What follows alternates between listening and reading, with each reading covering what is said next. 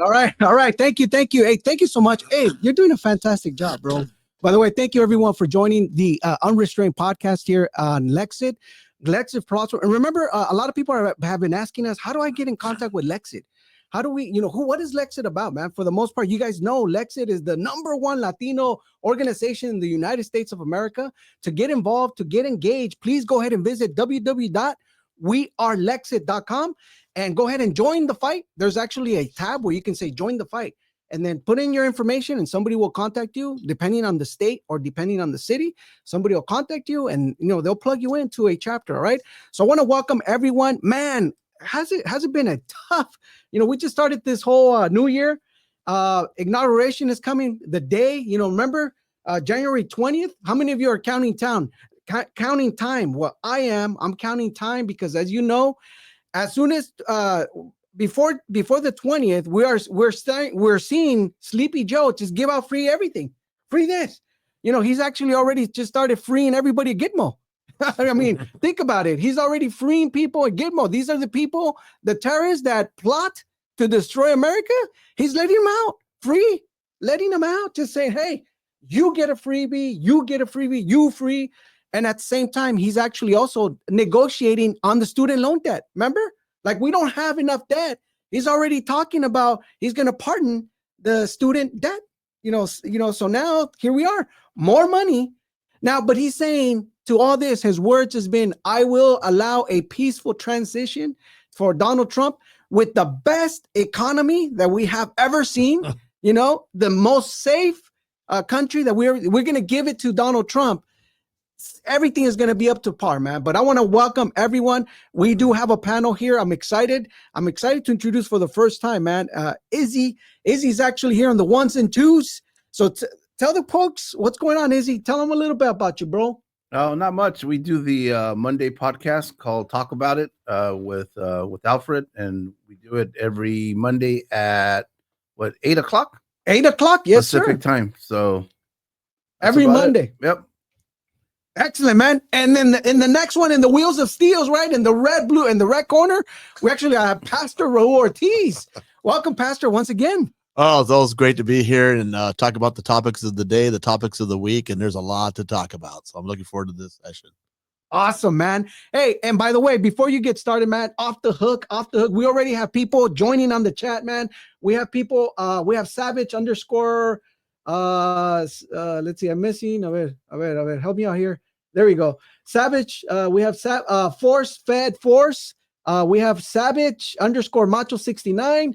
We have people that are joining in. We have E3M1 Lopez 93. Back at it, boys. He says, back at it, boys. Of course, we're at it again, man.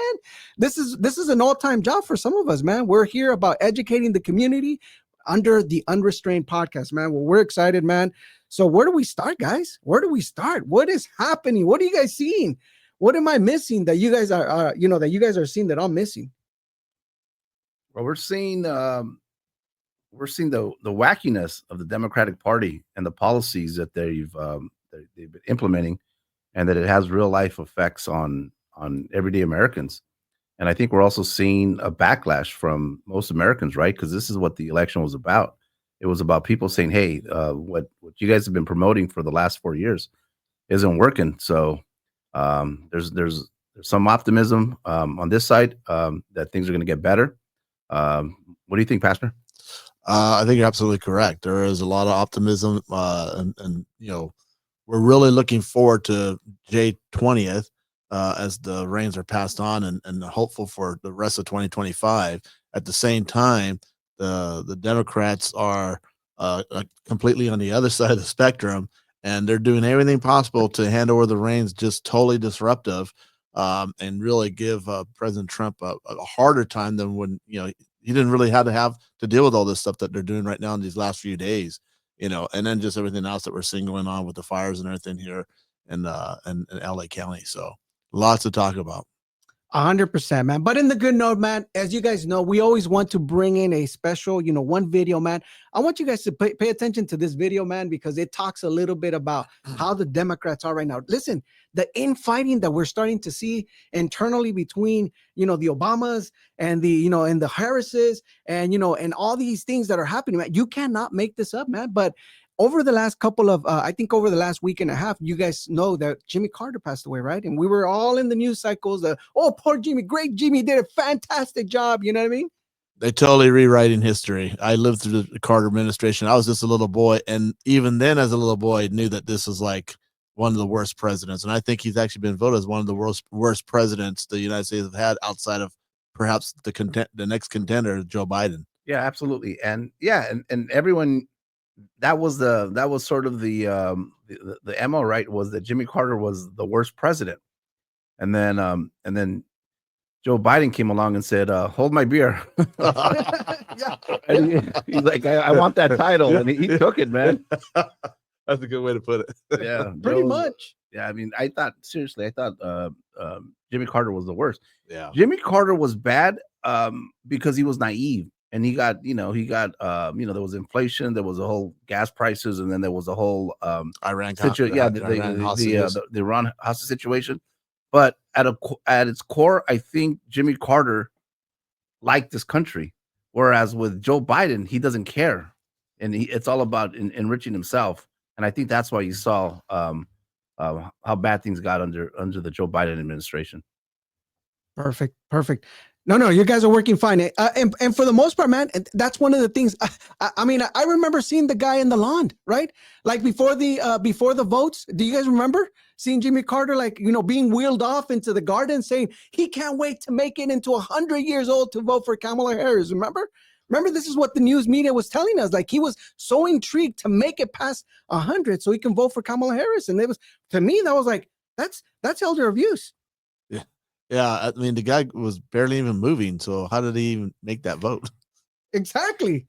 That's one of the questions that I keep on asking myself. Like, how did he vote?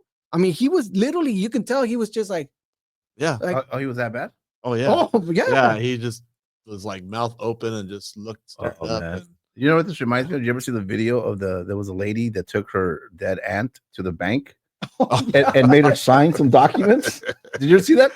Oh no, I see it. I think it was in Brazil. Somebody in Brazil, right? And they got arrested. She was like, "Just sign here, give your house to me." And the lady's dead. Like weekend at Bernie signing. Anyway, they grabbed her hand, put a pin in, and just kind of literally, yeah. Excellent, man. But to all that, man, I want us to play this clip because in that funeral, you guys will be able to see, you cannot hear a pin drop. But I really like what the host is doing here. And remember, this is not Kamala Harris, okay?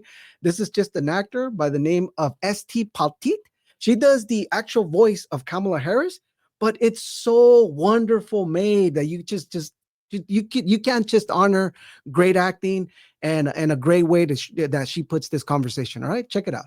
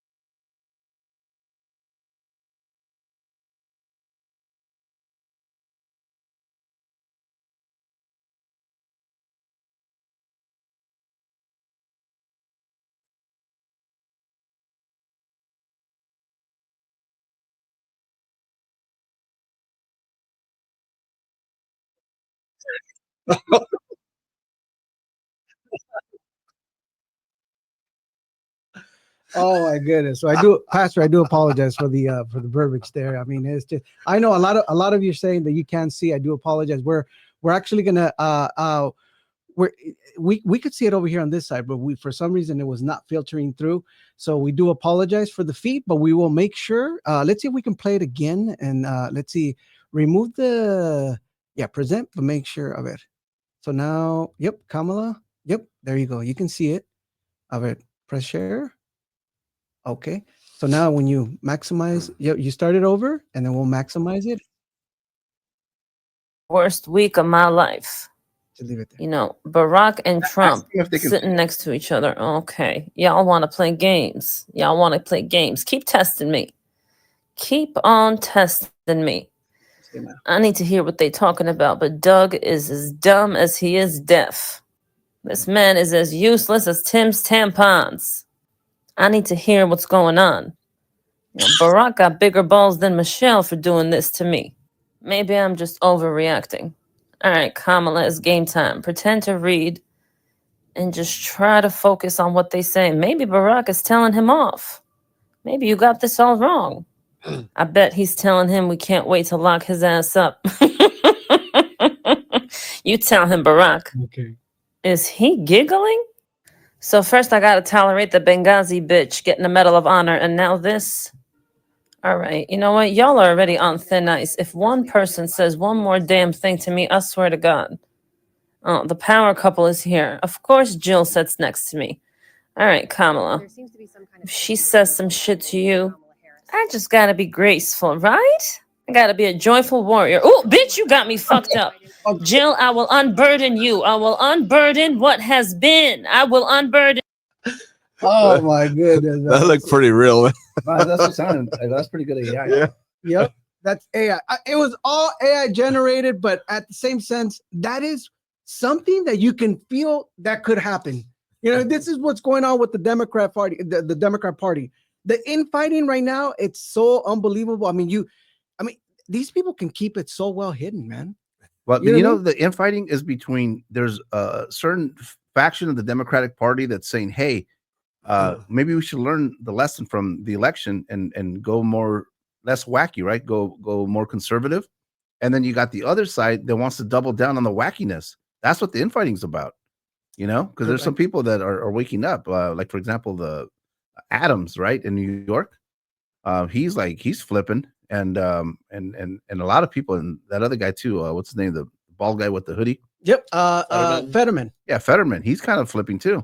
But then you got a lot of the hardcores like your AOCs that still want to. Yeah, like you said, double down. Yeah, they want to keep pushing that Marxism and that's socialism.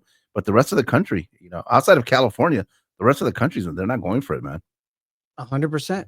100%. And I think that's one of the things that we're starting to see, man. The great awakening, Pastor. I don't know. You've been through this battle. The reason why I asked Pastor Raul is because this gentleman he's seen if you guys can remember the battles of not only the beginning of the 90s, the 80s and 90s, I'm telling you, like, has it been like this where you're seeing a huge awakening of people that are just coming out of the Democrat Party? I'm seeing it. I'm talking to people literally, you know, just before the vote, I was talking to a few Democrat friends of mine, and they were like really contemplating, am I really going to vote for what's going on right now? I mean, they're at the fence. Yeah, no, I have seen definitely a greater awakening.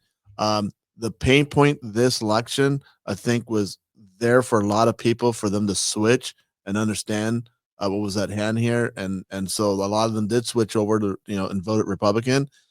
There's still probably those who are outliers that still haven't switched, need a stronger pain point come, and that's going to probably happen in 2026. But you know, going out there and door knocking and talk out there in the community, talking to both, you know, Republican and Democrats. I mean, I was seeing them real time flip. You know, in my district, District 64, you know, there's 63,000 Republicans, a little over 63,000 Republicans registered. 71% came up, so it was like a little over 44,000 ballots from the Republican Party that was returned into my district. But I ended up with almost 62,000 votes. So there's about almost like an 18,000 vote swing that came from the Democrats and the NPPs. So we Wow. crossed the party line, and we just need to continue to keep that message going out there to get more, more of them into the fold here. So I've seen it happen. And just the fact, back in the 80s, late 80s, when I would talk about things, preach about things, especially when it comes to like even who's the owner of the Federal Reserve Bank. Is it federal? Is it the government? Is it privately owned banks?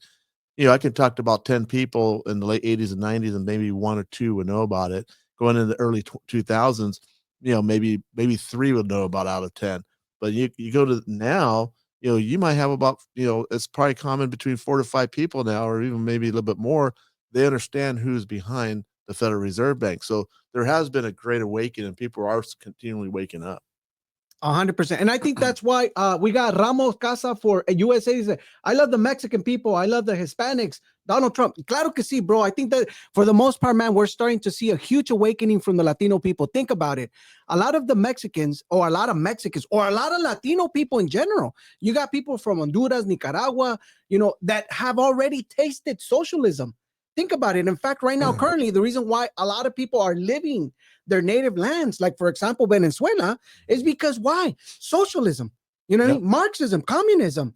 So people are waking up, and people are seeing that this is the greatest nation. But in a sense, I think the people here, I think that the problem that we're seeing is the problem that we're actually seeing is the people that are here already, and they've never experienced. I'm talking about that first generation Latinos, that they have the second grandpas or whatever.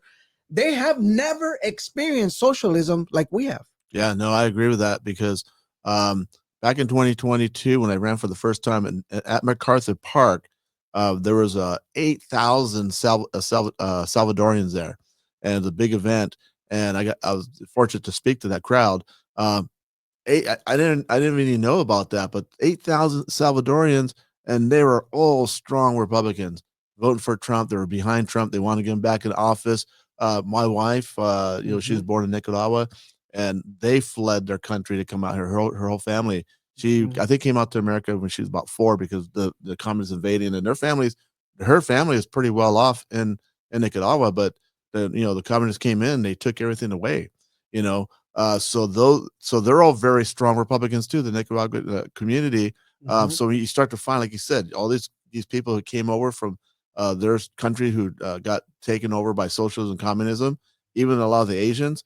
When I was protesting during 2020 to reopen California, there was a heavy population of Asians that would join us, and I started talking to them, as because what happened in their country, they saw the same things happening here, so they were out there in the front lines as well, fighting for our freedom. So yeah, those communities that came over, they understand. Like you said, it's that other generation, like my grandparents came from Jalisco and Durango and Chihuahua, and then my dad would be a first generation here in America, and then I would be like a third. I think it's like third generation to fourth generation who grew up here and went through the school systems that were already turning around and teaching socialism. 100%. Back in the 90s, I don't know if you guys remember, but I think Izzy and myself, I think we're back in the 90s. We were fighting them. I was part of the Mecha Club. Think about it. El Movimiento Estudiantil, think about it. That was the huge movement. But then right after, as soon as I got out of high school, I moved out of that phase and I started researching, when they were using Cesar Chavez, the revolution stuff.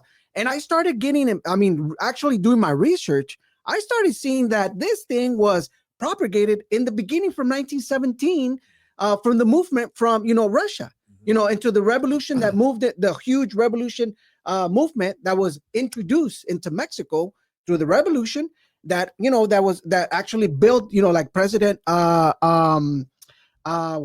his name is Calles. Calles was actually who started presenting the progressive movement, but that was introduced by actual people that were here from Russia from the 1917. Bolsheviks. Exactly. Bolsheviks. Exactly. So now this is the way they got introduced. And you guys remember the fight of the Cristeros, which was the big battle between Marxism, progressivism that happened in the 1930s, right? That actually pushed, Presidente Calles out into Texas. And now we can see that he was pushed into Texas, and that huge movement that he was already propagating, he brought it into Texas. And then they started moving around into the huge revolution into California, right? Through the, we call them in Fresno here with the movement with Cesar Chavez. And when you start seeing the ties into this, man, the guy that was actually introduced to progressivism through President Calles was actually the same guy that started introducing the same ideology to Cesar Chavez, to Huerta, and all this stuff. But these people don't know. It takes years to research and read. But it took me a little bit, 6-7 months to really like, what the heck was I doing here? But these people don't know that. It's been introduced into equality, equity, and Marxism and in a way, in a sense where it makes sense. Like, it should be. They're revisionists. They rewrite the history. Right. And so it's presented to us. It's being presented to us like it's something good. It's a community. It should be, we should all grow together, like we should all have the equality. But at the end of the day, you guys know that when it comes down to putting a pot of people, we're all different. We're all going to look to strive, to grow, even ideas. Sometimes when we're talking here, it could be like, hey, there's certain things I don't believe, and there's some things. That's human. That's how humanity is built, to overcome each other not in a bad way where, hey, I want to be better than you, but in a sense that's kind of the emotion, of a human being, to strive, to grow, to move on, right? And I think that's one of the huge difference that this later generation doesn't. It's quickly being engulfed by these ideologies, and that's why we're seeing the huge, colleges being completely engulfed with social justice and all this stuff. I mean, Izzy and I, we talk about it, how they don't teach critical thinking anymore. They don't. At least back in the 90s, they would. But now they don't. Yeah. And so anyhow, so it's a huge rant. I know it's a big rant. No, it's an indoctrination. And then, but to your point, all the people that have lived under communism or socialism, they warn against it. Yeah. And it's the people here that I hate to say it, but they've had it really, really, really good, that have never experienced hardship like that believe an idea, but they don't know the application of the idea. But because you got these professors that are telling the students, capitalism is bad, and everything is they divide everything into the what is it, the power, the powers that be, and everything's like a power structure. So they try to put people in groups, but all of that is socialism. It's communism, but they're packaging it different, social equity. And if you think about it, equity, everyone says equity. It's a phrase that it could mean anything. When they talk about environmental equity, what is that? Exactly. Social equity, what is that? But but they're pushing this idea that I don't know, man. It's wild. It's wild. I was so surprised during 2016 to see how many Americans got behind that communist Bernie Sanders. Yeah. Shocking. It's just decades of just methodically rewriting history and train our children to think a certain way to get that result. But I think there's a shift, and especially with this.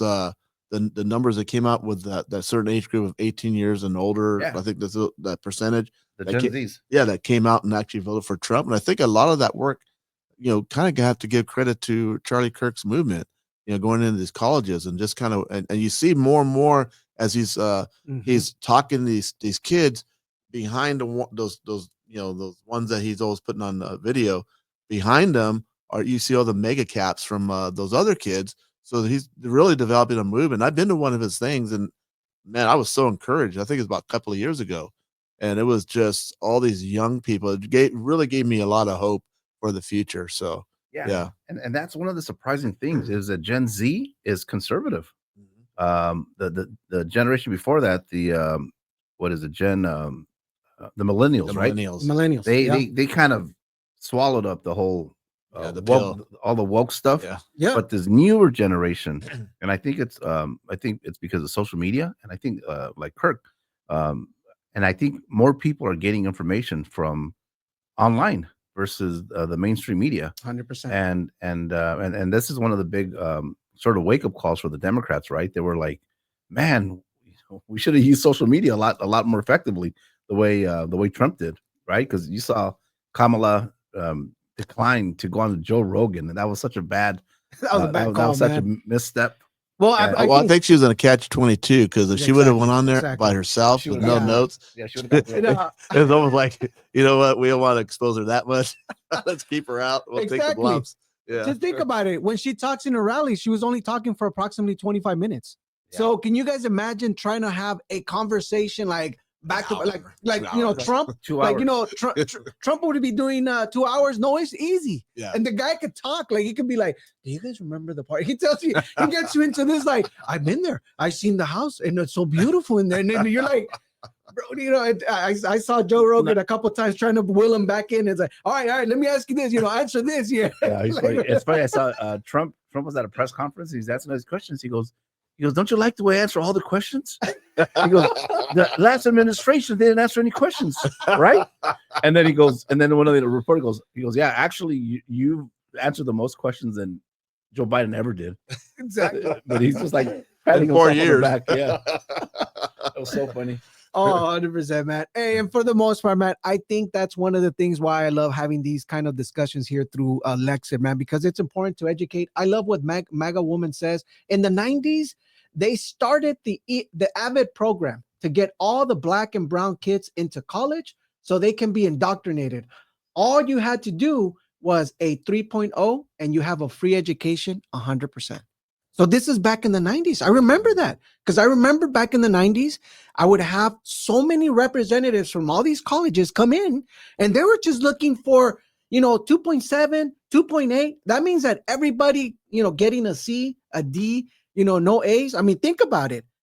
Were they trying? Was this in purpose? I mean, I'm thinking to myself like, geez, I'm making, you know, how come, you know, I haven't received it. I'm getting a 3.7. What's going on here? But I think, you know, I was learning from my own peers. They were saying like, hey, I'm going to go to, you know, Santa Ana College.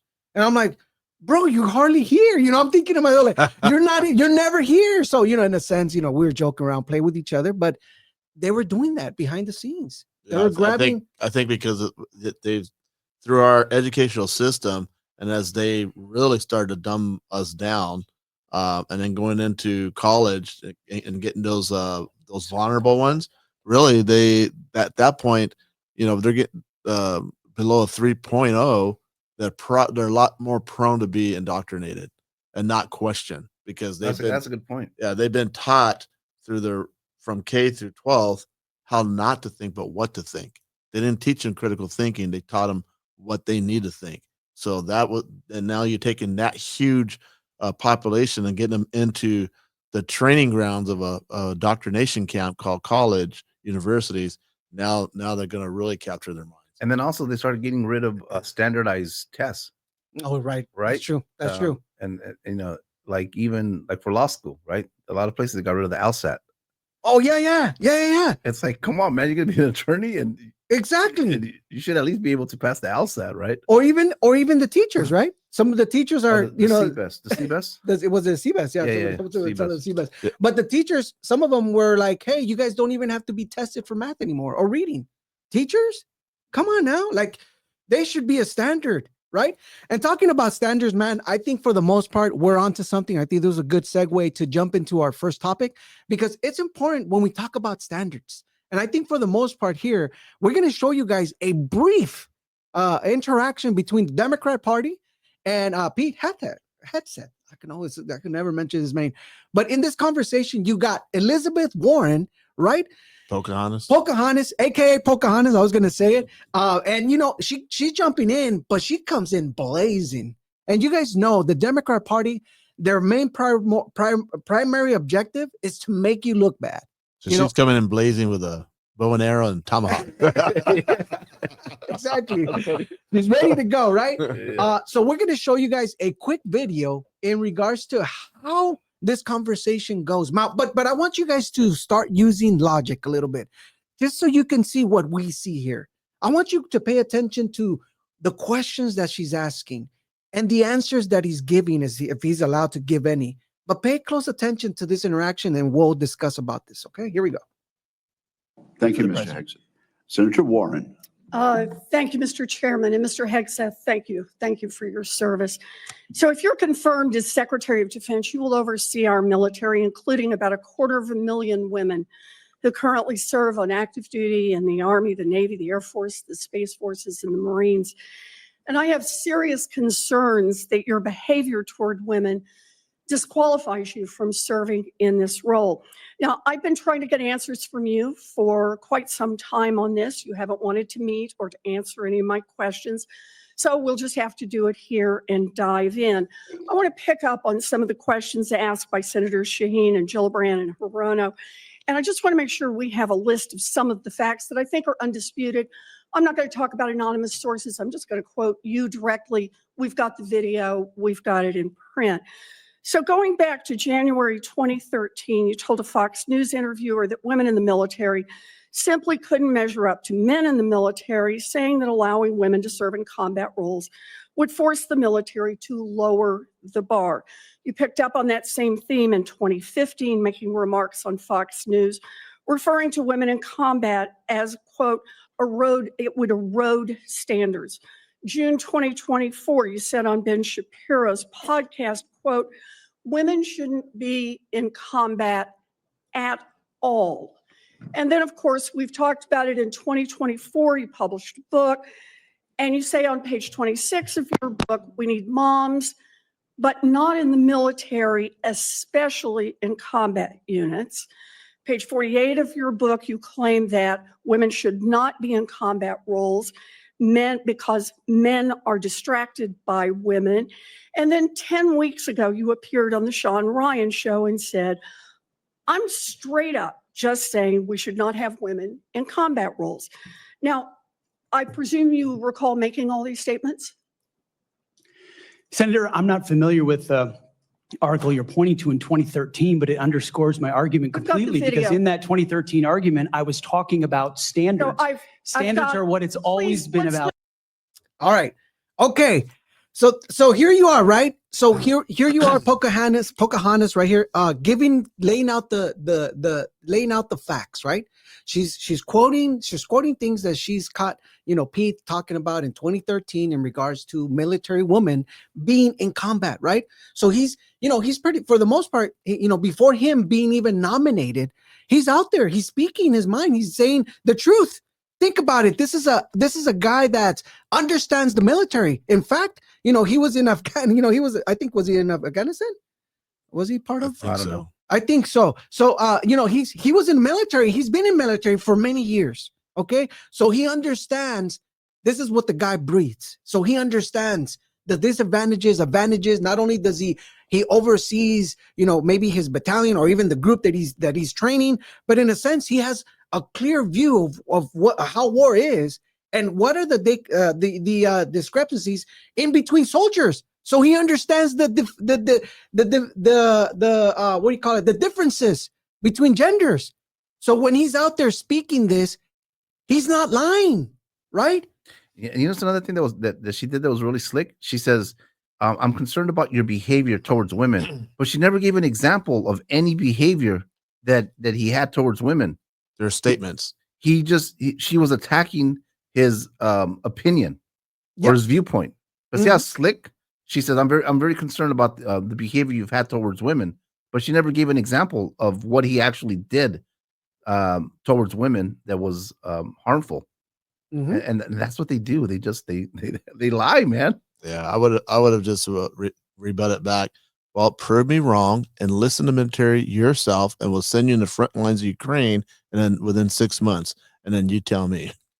100%. No, 100%. But the whole thing is that when she starts talking, I mean, I really like the way when she puts it in, I don't think you qualify this conversation. Your opinion should disqualify you. It's kind of like this, saying like what you're saying should disqualify you. It should disqualify you for this position, opposed to your experience. And I think one of the biggest problems or one of the things that I see really quick with the Democrat Party, this is what they do. They're expert in manipulating conversation, right? Because in fact, if you start paying attention to her, she's asking him to answer things. And as we continue to put the play on the video, you guys will start seeing that He's not giving an opportunity to answer. And you'll see, watch. Let's pay close she's just attention. framing these questions for a certain purpose, just to kind of make him look to get a soundbite. Exactly. Get a soundbite, exactly. So here we are. Let's pay close attention to some more so you guys can catch on this, okay? Not have Senator, this same fight again. always been about I've Senate quoted standards. you directly. We've got the video. We're happy to show it. But I want to be clear here. For 12 years, you were quite open about your views, and your views were consistently the same. Women are inferior soldiers, sailors, Marines, airmen, and guardians. And in case anyone missed the point, and these are your words from 10 weeks ago, women absolutely straight up should not be permitted to serve in combat. And I notice on each of these quotes, those are said without qualification. It's not by how much you can lift or how fast you can run. They don't belong in combat, period, or your words, straight up. And then on November 9th, 2024, just 32 days after your last public comment saying that women absolutely should not be in combat, you declared that, quote, some of our greatest warriors are women, and you support having them serve in combat. Now, that is a very, very big about face in a very, very short period of time. So help me understand, Mr. Hegseth, what extraordinary event happened in that 32-day period that made you change the core values you had expressed for the preceding 12 years? Senator, again, I very much appreciate you bringing up my comments from 2013, because for me, this issue has always been about standards. And unfortunately, because of some of the people that have been in political power for the last 4 years, priorities other than standards, lethality, and meritocracy have driven decision making. I'm quoting you from the podcast. Look at her hand shaking. Women Being all emotional. shouldn't be in combat at all. Where is the reference to standards that they should be there if they can carry, if they can run? I don't see that at all, Mr. Hegseth.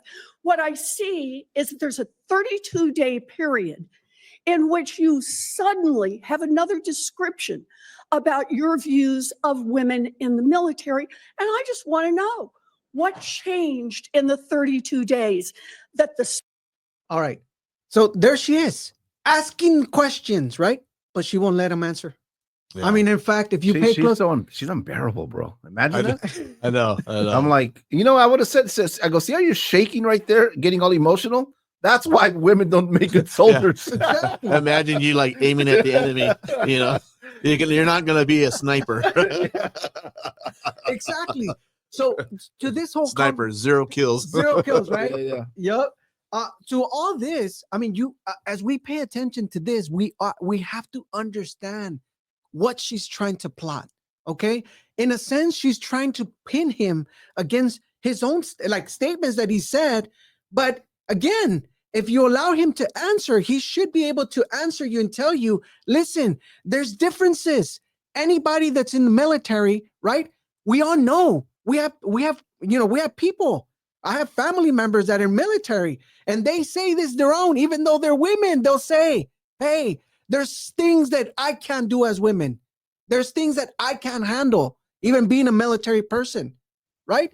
But here she is pinning this, her straight up, because she did say, straight up, you said straight up. She's straight up trying to pin him, to really comply with her saying his own personal opinion, opposed to what do you think? So I'm seeing this. If I paying close attention to this, I'm just saying she's just work. This is what the Democrat Party does. They'll divide you. They're Marxists. They'll divide you by race, age, gender, and your social status. This is what they do. And this is a perfect example of Elizabeth Warren, Pocahontas, because she did say she was Cherokee at one point, right? Yeah. I mean, this is her saying, this guy should be disqualified because of his opinions. We all have opinions. Right. But the minute he starts to go back to so she's framing those questions, taking them out of context, and when he's trying to answer in context of the whole, what he was talking about, that's when she starts interrupting him, not giving him an opportunity to actually explain and bring it all back into context. She don't want that context. She wants the American people to hear what she says last in their mind. So that's why she keeps on interrupting them. Yeah, and the message she wants to send is Republicans hate women. Yeah. But the message he's saying is if we're going to be a strong military, we need to have high standards. So it's two different conversations, but she's looking at it because of this whole DEI. Exactly. You know, Yeah. they want to fill every box, right? Like, oh, you know, the military should have a certain amount of trans people, certain amount of minorities, and this and that, and look what's happened. Mhm. And they have a hard time recruiting people. It's like, you women are the life givers. Why would you want to put the life givers out in the battlefield and have them die in the battlefield? You really want your daughters to? We already have our sons going out there dying. You want your daughters to go out there and die now? Is that what you're asking? Kind of what I would have flipped it. 100%. And I think that's one of the things that, I wanted to share this conversation because, man, it was just like, bro, like, it's stuff that we get to see, and it stands out. Like, quickly it stands out to us in regards to how quickly they'll focus laser point. We have we have change here coming up pretty soon. We have an opportunity to turn this country around from the disastrous 4 years that we had. I mean, think about it. Not only has California has the disastrous fires in 225 years, we have an opportunity to turn this country around and putting capable people, that are able to make change, because they're people with experience, people that understands combat. Our military, I don't know about you guys, man, but every time I go into the military website, all I see is inclusive DEI flyers. I'm sick of it. We're at the weakest point military wise in our nation's history. Biden's administration has destroyed our military by forcing the COVID-19 shot on them, where he had thousands leave the military, get up because they didn't take the shot, and what's remaining are those who have the shot, whose immune system, and they even got the death records in the military on how many people have been dying in the military because of that shot. And so we're at a very weak point, and they're just talking about DEI, making that the focal point for our military. We're not battle ready. We are not battle ready at this point. Yeah, and then they wonder why recruitment is down. And did you notice too? As soon as recruitment was down, the military said, "Oh, you know what? You don't need to be vaccinated." I was like, "Wait a minute! I thought it was so important to get the vax." Right? Exactly. Yeah. They just flipped it. I mean, that just shows you that there's no substance to anything they're saying. We got Donald Caudell says, "Give them what they are asking for; they will regret it." Right? Well, Yeah, you want women in battle? Yes. Send our life givers. Now we're going to probably reduce our population, but that's what they want. That's their overall goal. Let's send our life givers in there too, because they don't care about any of us. To them, we are just useless eaters. That's what they believe about us. Mr. E. Disgruntled says, "Do you think we should have separate standards for women?" No, because the task at hand is war. Mm-hmm. So whoever's good at war should get in. And if a woman can fight like a man, whatever that standard is, Right.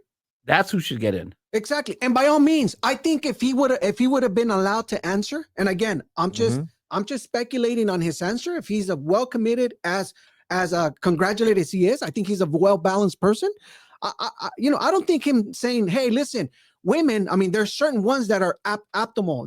They're ready. There's some women that are strong. You know what I mean? And I'm not saying, but again, to say the masses are strong, everybody's single woman. No, there's just a few that are just like, that ready to go. They got the skills, right? And I think that's one of the things that the chat is going off the hook, saying there's a lot of women that can do, but there's a lot of that they shouldn't. Do you have to go through just because a few have so much to prove to the world? It doesn't mean that every lady is at the same page, and don't be dumb. Exactly.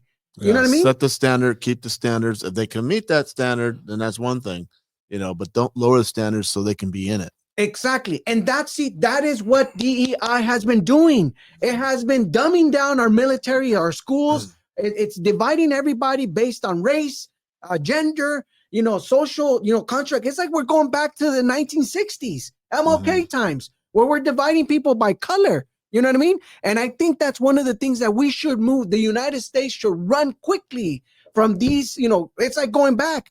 I hear the Democrat Party saying Donald Trump will put us back into the 60s. We were in the 60s for the last 4 years. What are you talking about? Can't you forget that we were being divided?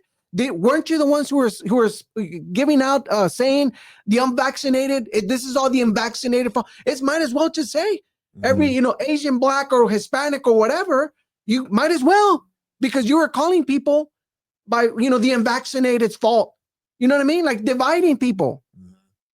What have we learned in the last 4 years? Arturito says, no, the equality of minds and foundations make an efficient unit.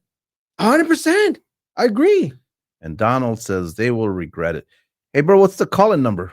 Number 714-464-0747. Vanessa Films Adventure says women need to be a last resort, because by the time we go in, game is over. We clean house or little differently than men. Of course. Bro, but when we get back to standards and you look at a baseball, let's look at baseball. What's the standard of home plate? The inches. How big is home plate? Is it 12? 17 inches. Okay. 17 inches. So in Little League, it's 17 inches. In Pony League, it's 17 inches. In high school and college, 17. In the majors, it's 17 inches. There's a standard there. See, if a pitcher can't hit the target, a 17-inch target, they don't say, oh, Johnny, we're going to widen the plate and make it 18 inches, or we're going to widen the plate and make it 20 inches. If he can't hit the target, we're not going to widen. The standard is 17 inches. So we need to keep those standards, because that's the problem with America. We widen the gap. We widen the standards to accept this person, to accept that person. And pretty soon we're not standing for anything, and there's no standards. We got to keep the standard, because the 17 inches is good for me, is good for you, is good for everybody. We got to hold those standards. 100%, man. And for the most part, man, I would like to go to the next video, because in the next video, you will like to see something glorious. Pete, just got to hand it to him, man. He's a smart man, and he understands, that sometimes you just got to have fun, right? So we're going to put the next video. And this one right here, I think in the prop says, pro tip, when they're laughing at you, Pocahontas, is not bueno. All right, check out this video. In other words, you're quite sure that every general who serves should not go directly into the defense industry for 10 years. You're not willing to make that same pledge? I'm not a general, Senator. You'll be the one, let us just be clear, in charge of the generals. Perfect. You see, that's the way we answer, right? If he would have been given an opportunity to answer, everybody would have laughed, because the reality of this, man, is comical. When you start seeing the Democrat Party just jump into this whole narrative, try to pin somebody, right? Pin them into a sense, kind of like put them against women, right? Especially, I saw somebody else that was there interviewing this person, a Democrat. She served in the military, and same thing. It's like she was infected by the progressive virus. I mean, she couldn't, she was just attacking them, right? Trying to make them, create a division and narrative where there's none. And Pete is straight. He's a well-balanced guy. And I think. Yeah. When you think about that, it's so ironic, because, she's arguing one point with him, right? And really, she's actually proving his point without him even answering the question, because that last one's like the coup de grace, where she went into battle against this, the military man, and she wasn't well prepared. Yeah, 100%. It was like symbolic, right? Yeah, it really was at the end. It was, because she proved his point. Proved his point. Look at the standard. And then also, too, you could tell it was a soundbite, a moment, because he's saying women shouldn't go to combat. Right? Then when he changed his mind, she gets mad about that. She says, well, what happened? Now you want him to go to combat? So you're damn if you do, you're damn if you don't, right? So that it just shows you that they're just opposing him because he's a Trump guy. Yeah. and they're going to try to, they're going to try to have fake outrage over, and there's that whole saying that if it wasn't for double standards, the Democrats wouldn't have any, because the people that they put in power, they never got grilled that way, right? Yeah. When the confirmations for the Democrats were up. Yeah, exactly. And Arturito says that is the Democratic maneuver, confuse the crowd. Well, That's true. That's true. And when you're emotional, which I hate to say it, but I think it's true. And just in my conversations with Republicans, I've noticed that they're more fact based. But when you talk to a lot of Democrats, they get all emotional. Yeah, it's all emotion. That's been my my observation is, and that's why they're easily swayed, right? Then you can just make an outrageous claim. The perfect example was Project 25 is going to put women, back. And first of all, Project 25 isn't even Trump's thing. I know. And it's not even law. It's not even policy. But they always want to find a boogeyman, right? Project 25, right? And then January 6th. And they use all these tricks. And after nothing works, the public is like, wait a minute. I don't trust the Democrats anymore, because they're the party of gimmicks, man. Deceit, I call it. All right. But to end it well, man, to end this conversation with Pete, man, I really love the legacy media, man. When you have CNN just pretty much like Jennings, right, come in and just lay out the thing. I mean, he's straight flat out, just tell him exactly, you know what? Like this guy, they were trying to put him through a melt cap, I guess, but it didn't work. It didn't fail. And so we're going to look at this clip, and this clip just really shows, CNN, I don't know, CNN with this guy named Jennings, they're switching things, man. They're starting to, they realize what they've done all the years, how their viewership went under 100 million. So they're trying to 100 million. Yeah, or million, under a million. Under Sorry, a million, yeah. It's under a million, like 700 and over 700,000 viewers. So like they just like dropped, and so like they're like, we got to come more to the center now. So we can't be so far left and base our whole news on attacking Trump all the time. We got to come back and shift to win back viewerships. We'll see if that strategy works. I don't think it is. I think they're just done. Completely. All right, let's check out this video here. All right, let's see.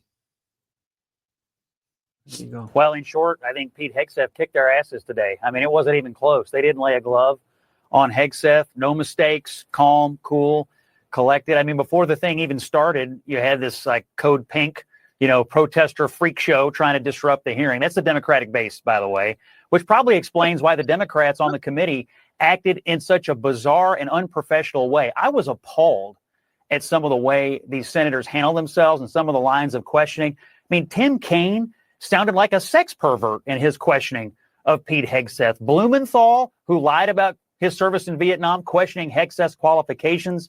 You had Gillibrand, you had Warren, you had Hirono going on unhinged rants about things. Angus King obviously doesn't understand what it's like to fight terrorism. On and on and on. Hegseth was cool in the face of this unhinged questioning. They made him look good today. It would be difficult for a Republican to vote against Hegseth after the Democrats' unseemly mudslinging today. Well, there you are. There you have it, man. So it would be impossible. I think for the most part, we saw, we've seen this. I mean, lately we are seeing this so much, it's becoming a common thing where you saw the Democrats destroying each other.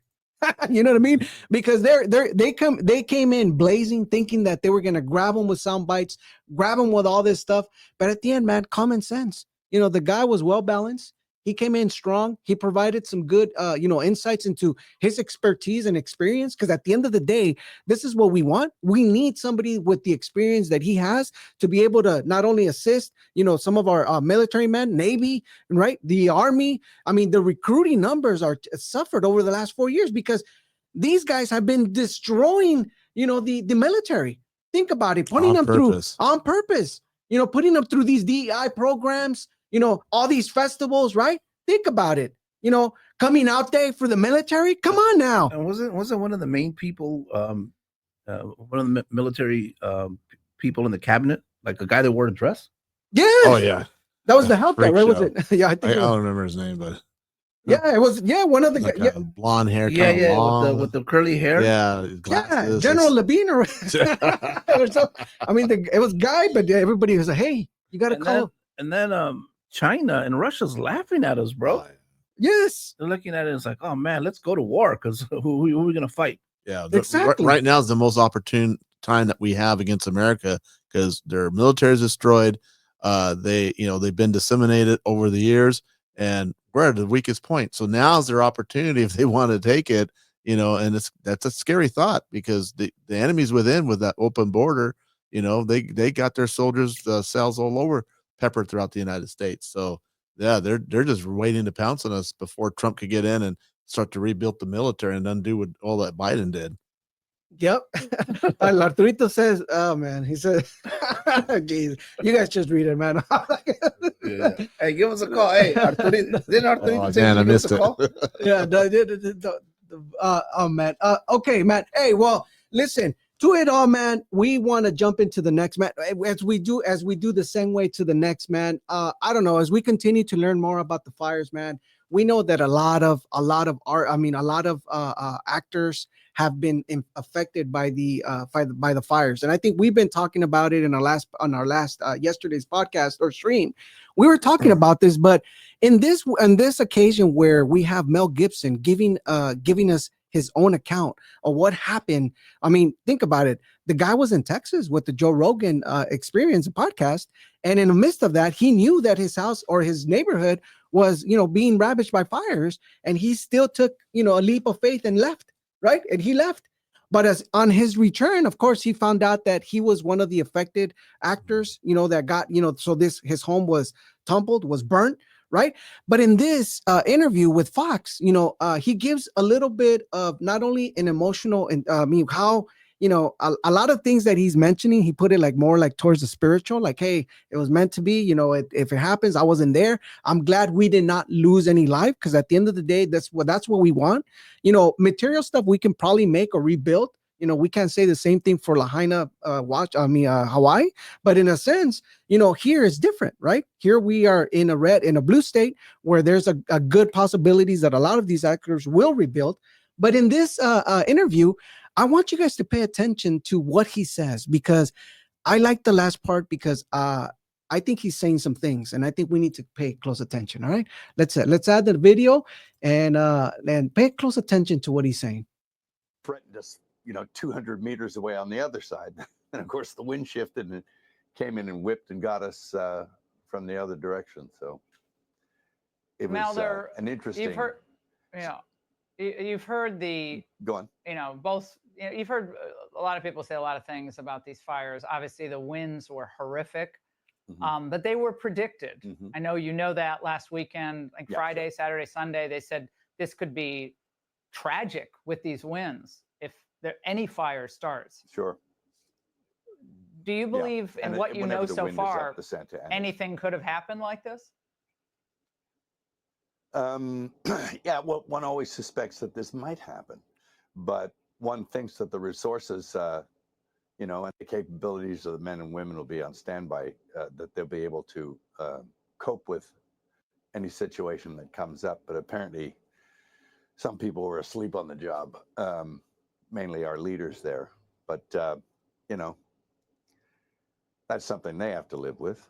And but that's something that community has to live with. And it's really sad. I mean, I have many friends that are,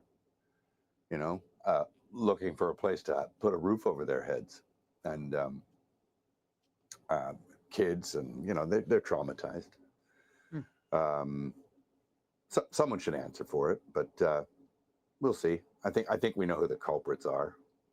In fact, my son he's a member of the volunteer fire brigade. He sort of interfaces between LA County Fire and people, and they assist them where they can during, before, and after the blaze. And apparently the residents in Corral Canyon caught an arsonist up there.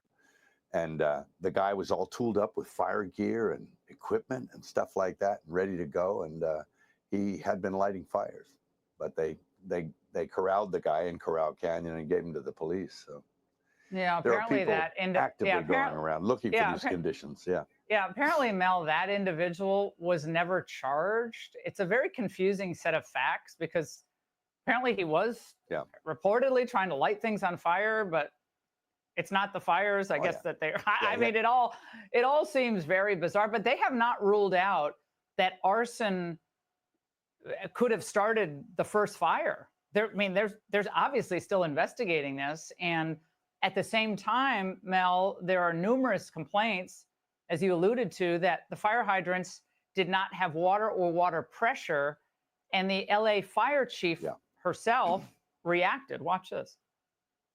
My stance on this is when a firefighter comes up to a hydrant, we expect there's going to be water. We don't control the water supply. Our firefighters are there to protect lives and property and to make sure that we're properly trained and equipped. That's my position on this. So if there's no water, I don't know how the water gets to the hydrants. Mel, reaction to that. All right, man. So I think for the most part, man, we're beating a dead horse, right? I mean, some of us have already seen the news. We've already been keeping up with this, and we've talked about this in depth, I think, yesterday. But in a sense, I wanted to bring in this video because, at the end, this is something that's happening. I mean, guys, how many times we've seen this in the news that somebody got caught. Somebody's getting videos of them throwing canisters of gasoline. There's too much, like these things are not being, somebody said, I think Michael Schulzberger said that 50% of the fires in California, 50% are created by homelessness. So can you guys imagine the other 20 or whatever, the other 10%, as much as they are, Mel Gibson saying, hey, my son said that they caught somebody in tools and all this stuff, lighting up fires. Well, I first and foremost, I just want to send out just our prayers for all the victims out there. I've been on the grounds on Thursday night, like around 10:30 night at the Rose Bowl, passing out. We went out there to feed the first responders at the Rose Bowl, but they had so many donations come in. So the deputy said, well, you go across the street, the overflow parking of the Rose Bowl, and there's the victims. So we went over there and we fed 300 victims there. We went back on Friday night, fed another 300. Went on Saturday, we fed another 300. And it's just so incredibly heartbreaking talking to the people, the stories, seeing how they look, the somber, just defeated looking. We're going there, we're bringing hope, praying for them, sharing Christ with them. So I just want to really just send my thoughts and prayers out to 100%. All those victims. At the same token, I'm just so incredibly angry and just man, it's just such a horrible situation because I think this whole arson thing's a distraction. I think there's multiple layers, but one for sure, what I'm seeing here is a 100% administrative sabotage to make this happen on purpose. And we've got to start using the right messaging and language, because this is not incompetence. This is not mismanagement. This is intentional. This is purposeful, because you start looking at all the things that went on before and what they were cutting and what they were not doing, like not rehiring all the seasonal firefighters. Gavin did that. They didn't do the forestry for some 30 plus years. They've been talking about. They didn't shut with the high winds coming that they knew were coming, but they didn't shut down the power. So what's starting those fires, because intentionally they didn't do that. So when the trees toppled onto the wires, they were hot and it caused fires. They sparked up. That was on video. Those are things. And then, I'm going to also say it because a lot of people probably will think this is some conspiracy theory, but there's DEWs, direct energy weapons. They're doing this stuff. They're literally doing this stuff. Lahaina, they had proposed a 15-minute city for that area. The people voted against it. Next thing you know, they burned them down. There's a 15-minute city proposed here for the Palisades as well. It was Smart LA 2028. And so that's what, another 4 years from now. So what they're doing, same with North Carolina, same thing. There's a lithium mine there that they want to expand, but they couldn't because of the residents. So now they flooded them all out. And guess what? The people who live in these areas, they're not allowed to go back and rebuild. What did Gavin just say in an interview? Oh, we got a Marshall Plan right now. What do you mean by a Marshall Plan? Martial law. They're going to take it over. They're not going to allow these people. Plus, they got rid of their fire insurance. But that's another thing. For over a year and a half, State Farm did a whole assessment for those areas. And because there's nothing being done, then they give that to the insurance commissioner. And then Gavin says, oh, okay, I guess, we're not going to do nothing about it. So then they pull out. They dropped out earlier last year in 2024. They got rid of 74,000 homeowner insurance. They didn't renew it. And then 2 months before this time in Palisades, they start dropping their homeowners insurance. All this stuff it's administrative sabotage in purpose. He deserves prison, and Karen deserves prison. All those who are complicit, whether they knew about it or not, but they acted on it, allowed it to happen, they're all complicit. 100%, man. So you think for sure that it's a land grab, right? Oh, it's a land grab. There's been, because they all signed onto the Treaty of the United Nations of 2030, Agenda 2030, and it's a sustainable land. They wanted to move all of us out of our homes, all of us out of land, all of us who have backyards, a garage, and a front yard, and move us into these pack and stackums and these 15-minute smart cities. There's one in Culver City. I've been to it because I had customers back there in 2016, 2017 when I was managing the office out there in Windsor Hills, and it's all self-contained. They got one big center of a courtyard where they have like events, but then you got the restaurants, you got a Coffee Bean, then down a little bit further at the other end of the whole complex, like a big square, you have the movie theater, grocery stores, hospital, doctor office, everything contained within walking distance because it's easier to control. This ain't conspiracy. Matter of fact, we've been spoilers because we've been telling you stuff beforehand, and now you're living it in real time, especially in 2020, when we've been talking about they're going to use a global pandemic to shut everything down and institute the new order, bring a one world government, and also start chipping people. And they did that during 2020. They're chipping people. So, these things are literally happening before our very eyes, and they talk about it.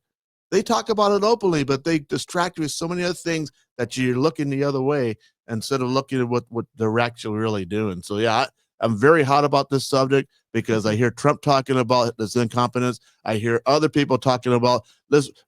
We demand Gavin's immediate resignation, or let's start a recall. We got a gentleman I forget his name, in LA who wants to do a recall.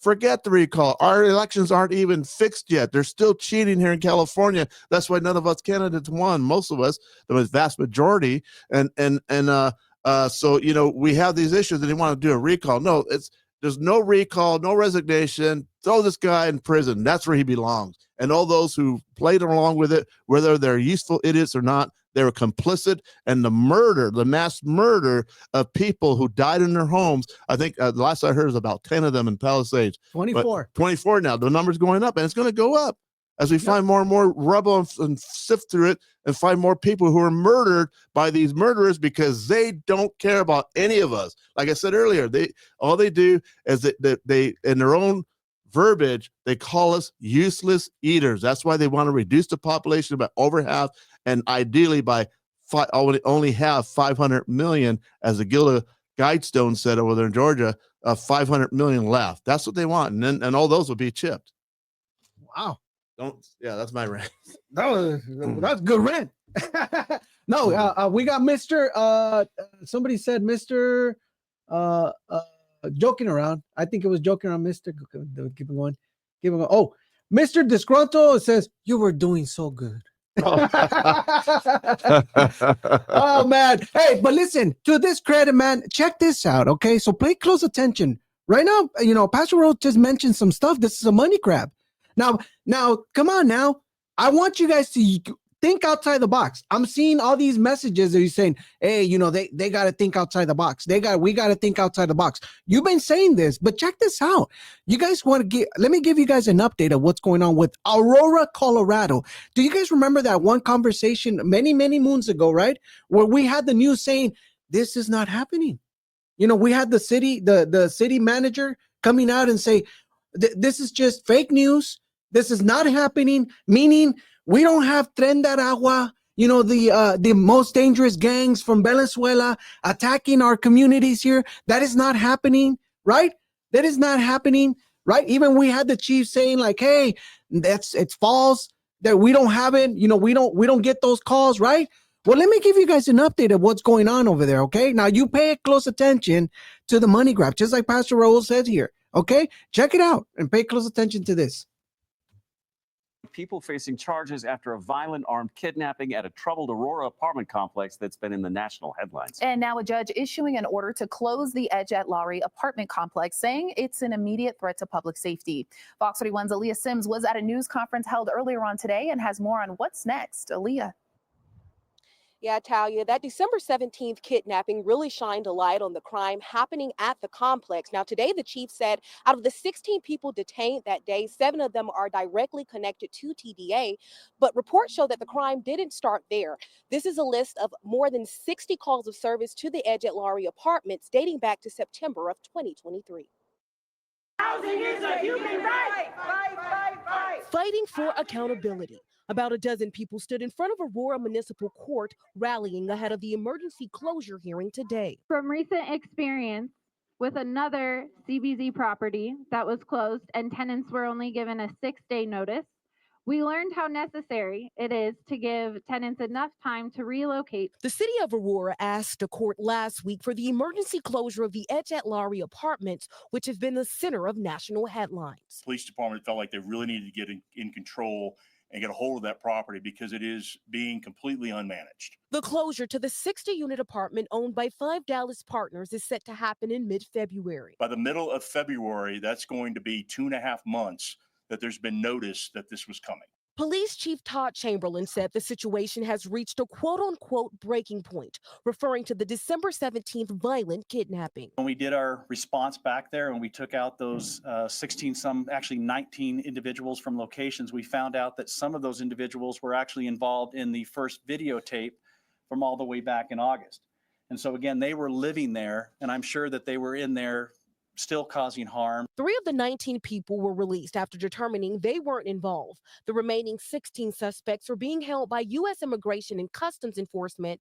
Warrants remain for 3 additional suspects that are still at large. I wouldn't say be fearful, but I would definitely say be wary. It might be a long process. It might take time. Unfortunately, there's people that got hurt in this process, but the end game of this is it's not going to be tolerated. This way? Sure. Okay. Yeah. Question. So there you have it. I mean, remember we were told that this wasn't happening, right? I mean, we kept it. Oh, it might have just happened just a little bit, right? We talked about this, and now we have like a full on land grab. Now they're closing the shop, right? To more than 60 apartments, right? Now, some of you might, some of you that think, oh, conspiracy theories. Why not just implement the law? Why not just go after these criminals, put them in jail, deport them if they need to, and let the other people that are there working, hardworking Americans, paying the rent, being terrorized by these people? Why not just implement the law? But now we have the judge implementing the whole martial law, saying they must close the 60 apartments. Too much to handle. What do you guys think? Is this is apartment where the gangs went in there and just took over, commandeered, and kicked people out, and they're living there, right? Correct. Well, initially they said that this wasn't happening, right? They told us for many months. They're hearing it. We have the property manager putting in more than 60 calls to location, right? Saying there's things happening here, guys. Come on, act. Implement law. Come and arrest people. Get them out of here. People can't pay the rent. The manager, the owner of the building doesn't even receive the rent anymore. So can you imagine these people that are still living there? They have no place to go, but now they're asked that, hey, they're going to be closed out, moved out. But the logic here is, let's just close it down. Yeah, instead of just arresting those that have commandeered illegally, they're going to punish everybody and close down the whole facility. Kind of reminds, but it's a little bit different scenario. But I've seen something similar in Windsor when I was a manager in Windsor Hills. There's an area apparently where LAX bought out because they were I think there still might be some plans, but what happened, I didn't want to even believe it, but one of my technicians told me, you got to go drive by that street. And what happened is that the people were given 30-day notice to evacuate their apartment, and there's a bunch of apartments on this area. And so a lot of people can't, because when you got to move, that takes a lot of money to move, because you got to pay probably a storage or a moving vehicle to get all your stuff out, and then you got to go put down first and last month rent for wherever else you're going to be living at now. And then everything's a lot more expensive at that point in time versus probably when they first moved in. And so what ended up happening, people couldn't move out. They had nowhere to go.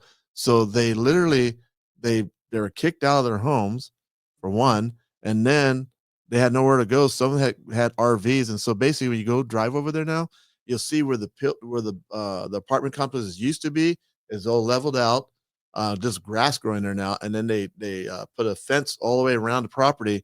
And then all those people that used to live there live on the street in there. It's just the street after street of just a bunch of cars and RVs there, where those people used to live, and they just camp out there. It's really, really sad. I'm like, how in the world was this allowed to happen? That they only give them 30 days notice, and they had to vacate. It's not enough time for some people. Just isn't. And now the same thing here, except a little bit more intense situation with gangs taking over. Get those gangs out, arrest them, get them out of there. Why should the other people, the tenants that live there, why should they have to suffer that, but them closing it all down? Yeah. And it really does seem like it's by design, right? Because they allowed unfettered immigration, right? And then they use funds to house these people. And then it's like it's a communist playbook, right? You overburden the system, you create the problem, and then you say, hey, now you got to give us more problem. Now you got to give us more power to fix this problem. This is a communist playbook, bro. And people don't see it. But the good news is that man, we just like Donald Trump, we dodged a bullet, because had Kamala Harris won this last election, we would have gone in the way of Oregon. Oh, what's that state? Colorado, right? Yeah, Colorado. Yeah. Yeah, we would have gone in the way of Colorado. So, yeah, I think and not to get too spiritual, but I do think that this was intervention by God, because I mean there was so many things that were thrown at Donald Trump, and just like him missing the bullet by like centimeters. Yeah. I mean, I don't know. Total God thing. Yeah, I think God had his hand in this last election. I definitely believe that. I believe that he's given us a reprieve as a nation for at least another 4 years. Although, we still have to be very vigilant and very cautious. I'm a very cautious Trump supporter. So he's got to, we got to be very cautious at the same time, but praying. It does look like he's really going to move the country in a better direction for sure. But again, we still just got to be cautious and vigilant, and really hold him to the fire if he starts to go sideways. But I saw a statement he put out today, talking about getting rid of the income tax and and going back to tariffs, how our nation makes money. So if he accomplishes that, then for sure, that he's for real, because that's what's been my litmus test for politicians. What are you going to do about the Federal Reserve? You're not going to do nothing. I know you're a paid stoolie, you're a puppet, and you're not for the American people. So if he can get that accomplished, that's going to be huge, because then now we're coming out of being debt slaves. Founding fathers never intended for our sweat equity to be taxed. They understood that a tax on your sweat equity was a form of slavery. And so that ended up happening in February 3rd of 1913 with the Federal Reserve income tax. That was the 16th Amendment to the Constitution. And then later on that year, on December 23rd, they passed the Federal Reserve Act that started the banking system, because they commandeered, the international bankers commandeered our ability to create our own money, and they came up with Federal Reserve notes. And guess what party was in charge? Yep. Take a wild guess. Woodrow Wilson. Democrat. Yep. He actually, at the end of his administration, admitted he betrayed his country by doing that. Too late, Woodrow. Imagine that, man. If the guy had a grave, no, I'm kidding. Right.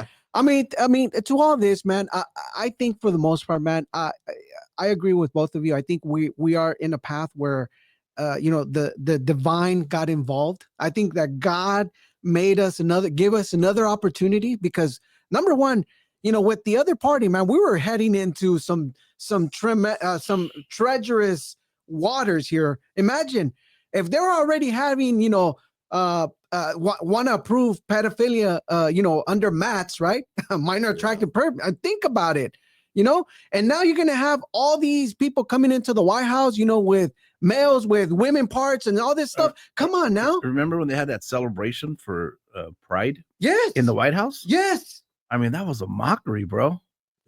I mean, that was bad. It was horrible. It seemed like bad satire, but that just showed you where the direction that the country's going in. And it's surprising just how many people just started to accept it. It's like common sense went out. I like what Donald Trump says. He says, we're the party of common sense, because what he's proposing is nothing like revolutionary. He's just saying stuff that makes sense. Like, hey, we shouldn't pay more than other countries. We shouldn't flip the bill for other countries. We shouldn't fight foreign wars. We shouldn't have men playing women's sports, like things that are just common sense. And you would think that, or just like they had that, the Democrats voted against the punishing, right? The Yes. child predators. Oh, yeah. Yeah. It's like, in what world does that make sense? I mean, Yeah, they wanted to reduce the penalty on it. Yeah, not only that, man. Biden got exposed. Biden released 37 out of the 40 death row inmates in the federal prisons. Think about it. These were all murderers. You know what I mean? The only people that he didn't release, those three, were the ones the bombers. I think it was one of the bombers, a Boston bomber or something like that. A couple of bombers, but for the most part, a lot of the people that he did release were murderers, child pedophiles, and he unleashed them. He pretty much put them back in life. So the younger brother from the so-called Boston bombing is still alive and in prison. Exactly, he's still alive and in prison, and they don't allow him to actually speak because they don't want to hear him expose the truth. Exactly. For the most part, but he gave them, it's not like he released them out of prison, but he's kind of having to stay in life. But why did he not choose the J6ers? Good question. Good question. Most of those didn't even go inside the building. They were outside. Exactly. Filming or whatever they're doing outside, but they're thrown in prison. Grandpas and grandmas. Yeah. Man. I looked at some of the pictures, man. They're grandpas and grandmas, man. Yeah. They were there. They're just got caught up in the sense where, hey, we're doing a good thing. We should be entitled to, speak our mind. First Amendment. Yep. Right. Yep. But you guys all know we don't want to put the hat, right? The conspiracy hat, right? Where it was all brought up here. Anyhow, man. Hey, listen, to all this, man. Unrestrained podcast, man. We just want to have these discussions where we can make you think, we can have you just look, these videos here are out there. We're not saying anything out of the norm. We're not trying to commend or to say, hey, do this or join any cult. But in a sense, we just want you to think for yourself, man. Bringing all these things. These are all videos that are out there that you can see on your own. If something that we do want to do is have these discussions with people and just have a place where we can have these discussions and just question things, And I think that's one of the things that each and one of us here wants to do. In fact, this is what we commend you to do. Do your own research. Go out there. Don't look at the media. Telemundo and Univision are not going to lead you to a very good path. We've seen where they lead you, right? Either to get the Piquetito Santo or lies. So for the most part, man, I want to thank everybody for joining in. You guys, thank you for staying along, staying with the Unrestrained podcast here. Any last words, man? These are some good topics, man. These are good things to bring up, from the money grab, from the land grab down to the battle with genders. What else can we add into this, man? Well, all I'm saying is, I think we're gonna see the payback a lot of these actors that were doing shady stuff, just like Cohen, he's begging Biden for a pardon because now that their tricks didn't work, Trump's not going to forget about that. So I predict there's going to be a lot of these actors, especially in the FBI and DOJ, that are going to probably do some jail time because now what they did was illegal. I mean, the way they politicized the federal agencies, and I think now it's going to be 2025 is going to be the year of like, okay, now it's payback time, and they deserve it. They really do. They broke the law. They did so many things. So yeah, I'm on the same page there. They deserve it, and I sure hope he does. Justice will be swift. 100%, man. In a sense, man, I think Cat Williams is onto something when the guy says this year is going to be the year of truth, where some people are going to be exposed. But you thought I was lying the whole time, right? You thought I was just making up stuff, didn't you? Well, now guess who's the one that's on the correct side of history? That's exactly what he was saying, man. That's good. That's something that, that's good. Good to have a comedian here, man. For the most part, man. Hey, listen, thank you so much, everyone, for joining this conversation, man. I know we did an hour and 30 minutes. As much as we want to stay here, unfortunately, if we get to a certain time, we got Downtown Disney that's going to start doing the pops. Yeah, right. They got the fireworks and we can't talk. And then we're all like, man, are we in war here? Take cover.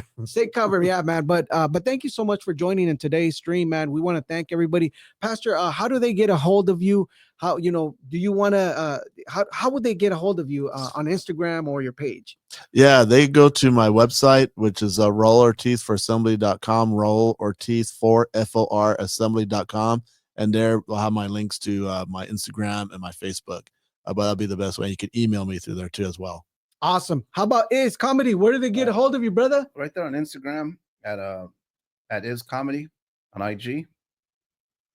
Awesome, bro. Hey, man. Well, thank you everybody for joining in, man. Thank you for your time. And just remember, man, next on the 20th, we are going to have a bash. We're going to have a inauguration bash. So stay tuned. I think we're going to throw out a commercial here and there so we can join in on Monday.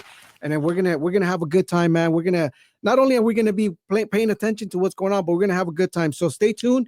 And thank you. I want to thank everyone for joining in. Just remember that every Monday at 6:30 p.m. we do have a show. It's called the Lexit Live. And then at 8 p.m. we do have the Talk About It show. And then Tuesday, which is today, right at 7 p.m., we have the Unrestrained podcast. So for some of you that are just joining in and just saying like, is Lexit doing streams? Bro, every Monday and Tuesday right here. Find us at these hours, man, Pacific Standard Time. So make sure you plug in, set your notifications to get notified when we go live so we can, so you won't miss out the conversations. We do have a line where you can call us directly. Sometimes people get shy, but I've seen the Instagram was off the hook. That we are, it was just off the hook. In fact, Traveler 98 says, wait, what? You guys are in California? I'm going to.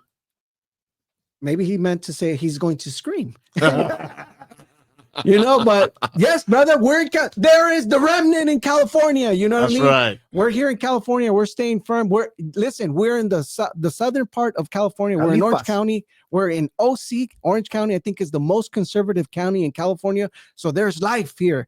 All right. So pray for us. Pray for us, because I know that there's sometimes we're like, get squeezed, but for the most part, man, thank you. Pastor Roll, thank you. Izzy, thank you so much for joining, man. We'll see you guys here next week on Monday as we do the bash, and also hopefully and Tuesday when we do the Unrestrained podcast with the other crew. All right. Thank you. God bless you. Take care.